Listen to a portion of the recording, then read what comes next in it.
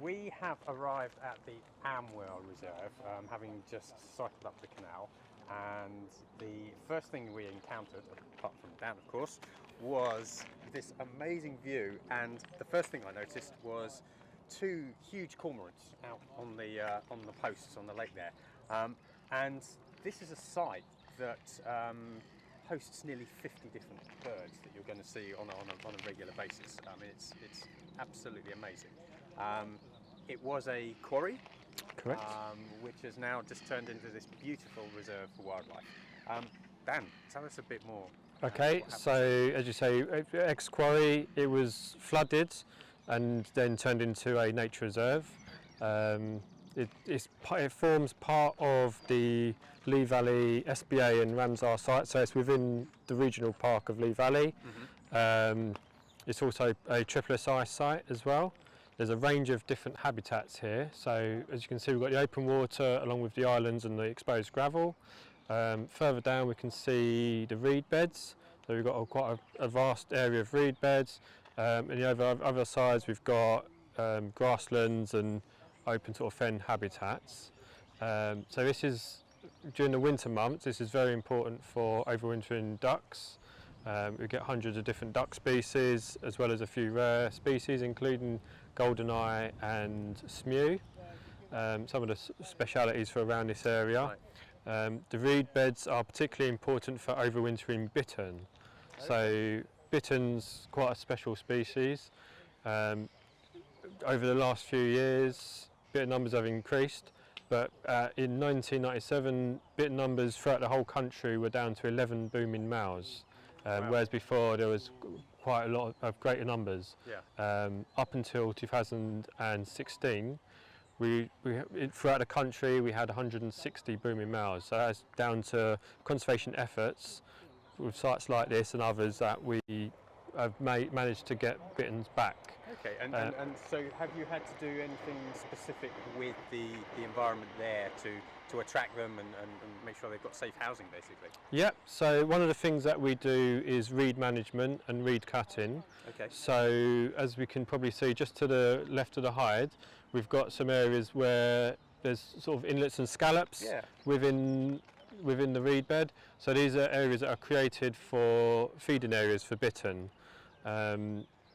Bitterns tend to feed on edges of the reed bed where the fish can get through, so we also create channels through parts of our reed. So we've got an area called the bittern pool, which is a bit further down, and we've got a couple of channels where the bittern can feed, and it allows fish to pass through as well. Brilliant. So it's quite important for that species, and throughout the whole Lee Valley. So between us and Lee Valley and RSPB, we do sort of a close effort between all organisations. They're all linked up. All linking up, monitoring and sort of managing towards bittern. We haven't yet had any booming males which for breeding, but they do overwinter here. We normally get between 3 and 4 birds throughout the valley. Okay. So it's sort of something to look forward for, really. And as I mentioned, when it came in earlier, the most obvious bird, just because of its scale, its colour and silhouette, is the cormorant. But what else have we got? I can see we've got some Canada geese on there. Yep. What else have we got on this island? At the moment, during the summer months as well, we do get quite a few nesting birds. Some of which some are waders. So we've got lapwings here, which may or may not nest. We tend to get little ring plovers coming through, attempting to nest every year. We've had oyster catcher, about quite a few different other wader species as well, and quite a lot of duck species as well. So as you see, the cormorants are within that. We get quite a few grebe species, so great crested grebe and little grebe as well. Right. They all nest sort of around the edges.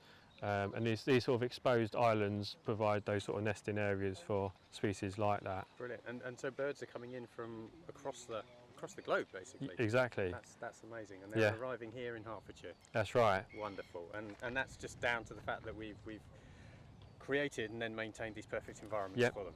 And this also provides part of the Lee Valley, sort of a corridor for migrating birds. Right. So migrating birds will use the whole of the Lee Valley as sort of navigation to get from sort of Africa up to their nesting grounds. So they'll follow these, and occasionally you'll get the odd rare visitors stopping off here to feed before it carries on up north. Brilliant. So again, this kind of shows the importance of sort of connected environments and Absolutely. their function. Fantastic. Well, I mean, what can I say? I'm going to stand back and just let you look at the view.